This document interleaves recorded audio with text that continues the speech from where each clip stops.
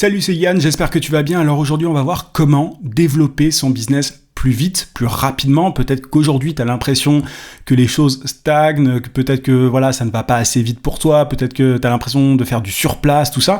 Il y a des choses à faire pour accélérer la machine. Je vais notamment te donner 3 piliers sur lesquels tu dois absolument te concentrer. Il y a plein d'entrepreneurs qui passent complètement à côté de ça, donc regarde bien cette vidéo jusqu'au bout.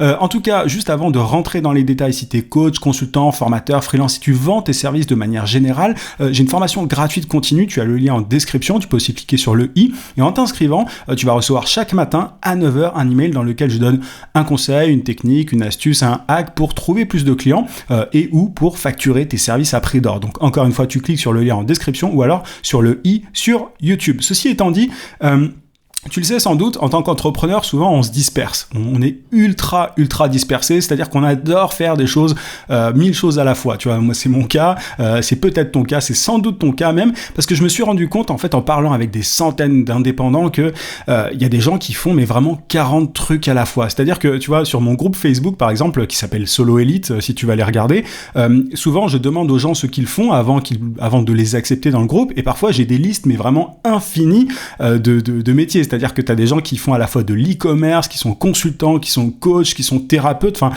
moi, je suis impressionné par ça. J'ai beau faire plein de choses aussi. Enfin, j'ai beau aimer faire plein de choses et être finalement par nature un généraliste, c'est vrai qu'il y a des gens qui sont assez impressionnants.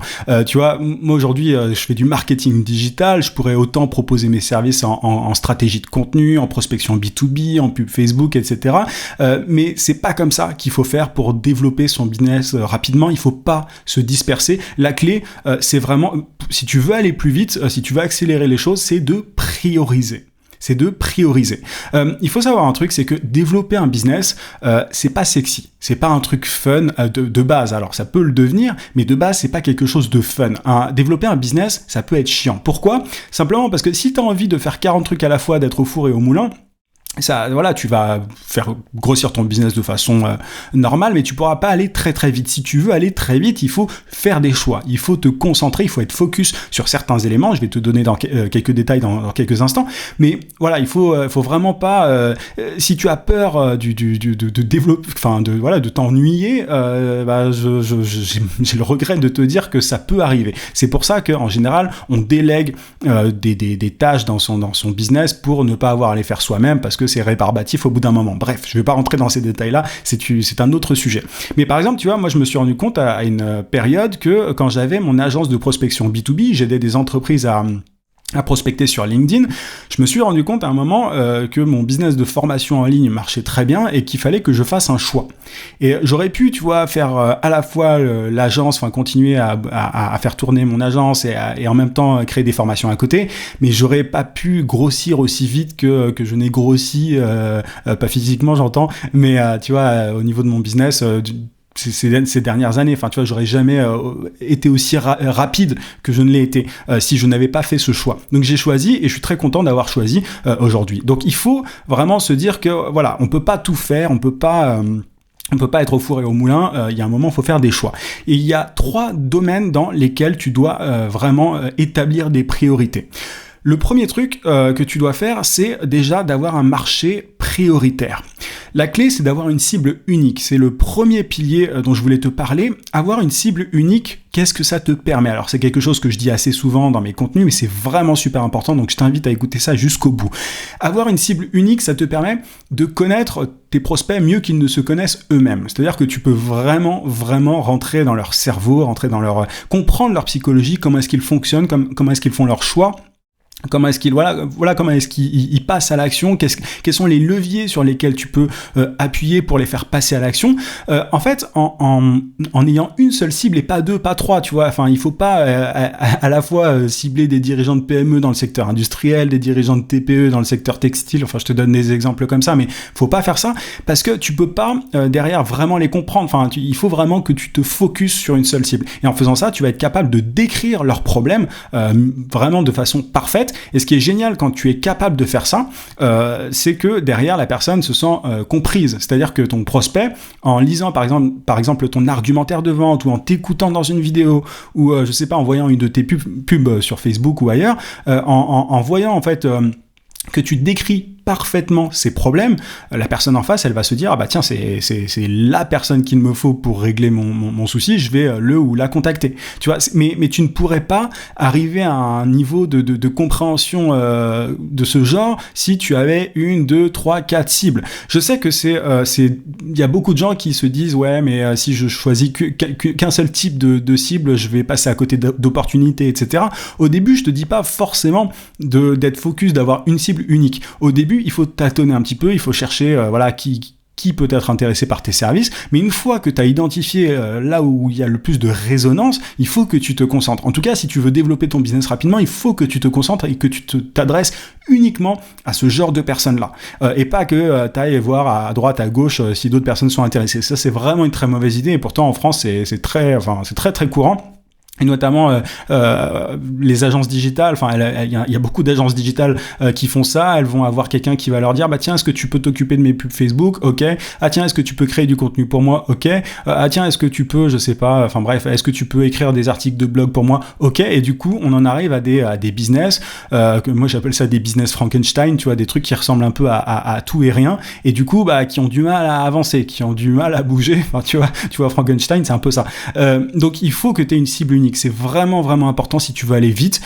C'est contre-intuitif et ça peut paraître chiant dit comme ça, mais c'est vraiment vraiment important. Le deuxième point, le deuxième pilier en fait, c'est d'avoir un business model unique aussi. C'est-à-dire que souvent il y a des gens qui vont qui vont avoir plusieurs offres.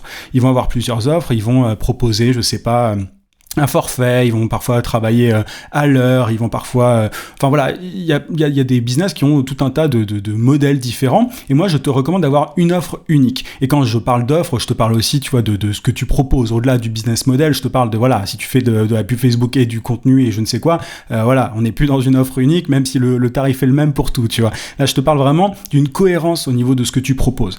Et en ayant une offre unique, bah, tu vas pouvoir notamment standardiser certaines choses, tu vas pouvoir déléguer certaines choses, tu vas pouvoir automatiser certaines choses, ce qui n'est pas possible quand tu fais du sur-mesure. Le sur-mesure, c'est vraiment le cancer, c'est-à-dire que le sur-mesure, c'est un gros problème pour ton business parce que, tu vois, quand tu t'adaptes à chaque client, quand tu t'adaptes à chaque personne, quand tu es en train d'écouter ce que la personne veut et que tu écoutes le cahier des charges complet, si tu proposes une offre vraiment en adéquation parfaite avec la personne A, la personne B, la personne C, il y a un moment, c'est plus tenable et tu peux pas grossir. Il y a une, tu vois, encore une fois, tu crées un business Frankenstein qu'il est très difficile de faire avancer. Donc, il faut que tu aies une offre unique. En gros, les deux premiers piliers que je suis en train de te donner, c'est qu'il faut que tu aies une cible unique et une offre unique. En gros, trouve l'offre parfaite pour ta cible parfaite. Et quand je parle de cible parfaite, c'est évidemment celle avec laquelle tu as envie de travailler, mais au-delà de ça, c'est celle qui a le plus gros problème que tu peux résoudre. Tu vois, c'est ça la cible parfaite, la cible unique parfaite sur laquelle tu dois absolument te concentrer. Mais il faut que tu aies ces deux premiers piliers pour faire avancer ton business, pour le développer beaucoup plus rapidement. Tu vois que tu vas pouvoir avoir, si tu as ce combo-là, ça va vraiment être beaucoup plus rapide. Et enfin, le troisième pilier dont je voulais te parler, c'est ton canal d'acquisition. C'est ta méthode d'acquisition. Il y a plein de gens qui vont prospecter à la fois sur LinkedIn, qui vont faire de la publicité sur Facebook, qui vont prospecter par email, etc. À terme, ça peut être tout à fait intéressant de faire ça, d'avoir plusieurs canaux d'acquisition et c'est même recommandé, tu vois, pour ne pas dépendre d'une plateforme. Enfin, tu vois, si tu dépends d'une seule plateforme et qu'elle se casse la gueule ou que l'algorithme change du jour au lendemain, ce qui, moi, était le cas notamment de YouTube à un certain moment, bah, c'est pas une très bonne idée, quoi. Tu vois, t'es pas dans une super position. Donc, il faut diversifier à terme, mais au début, si tu veux vraiment avoir une croissance rapide dès le début, il faut que tu aies ton canal d'acquisition principal, un canal d'acquisition unique, pas 2, pas 3, pas 4. Et souvent, ce qui se passe, c'est que tu as des gens qui vont aller utiliser un canal pendant un certain temps, ils vont faire 2-3 tests, tu vois, c'est-à-dire qu'ils vont lancer par exemple 2-3 campagnes de prospection sur LinkedIn, ils vont pas faire ça de façon vraiment régulière, ils vont envoyer 2-3 messages, ils vont se dire « Ah tiens, ça marche pas ». Ensuite, ils vont se dire « Bon, bah du coup, si LinkedIn ne marche pas, je vais aller faire de la pub Facebook ». Ils mettent 5 euros de budget sur Facebook et ils se disent « Ah bah tiens, en fait, ça marche pas aussi bien que j'aimerais, je vais faire de la pub sur LinkedIn ». Ensuite, ils vont sur LinkedIn, ils voient que c'est cher, enfin, tu vois ce que je veux dire.